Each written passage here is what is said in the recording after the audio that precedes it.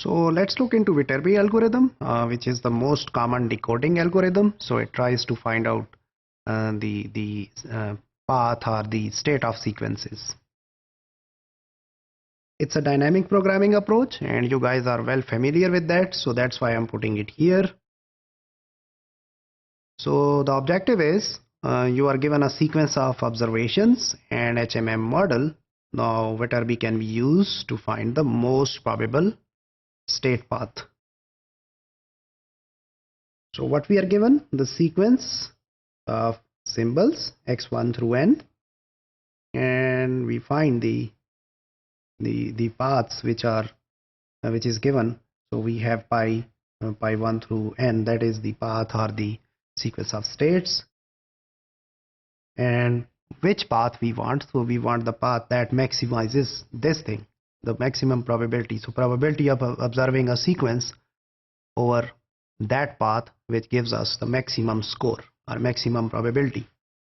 So we search recursively for the most probable state path by static, that is argmax over pi. So that is, we actually want to have the path, in simple way of saying this is that we just want the path that has the maximum probability of generating that sequence. So what we want to maximize, actually this is the whole probability of the sequence. We have seen that earlier. So actually we want a path that maximizes this whole thing, this whole probability of that sequence. Suppose the probability Vki of the most probable path ending in state k with observation I is known. So right now we are at I and the probability is known, and we want to move to the next symbol, so that is I plus 1. So far over here the state is k, and then we are moving into the next state L. So Vki is given by this equation. We are right now seeing over here is that the maximum path till that particular position. So Vki depends upon I minus 1. So right now we reach up till I while coming over a maximum path till I minus 1. So that is given by this relation over here, x1 through xi minus 1. The path was pi 1 through pi I minus 1. Right now we are in symbol xi, and right now our path is I, that is equal to k. So right now we are in state k while we are observing this symbol I. So that is what it is given to us.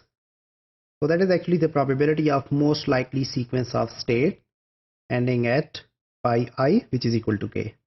Now we want to move ahead to the next place, to the next symbol, where we can have the next probability, which is given by VL. So symbol is xi plus 1, the probability is VL I plus 1. So we can then, in this equation we need to include the probability till pi I.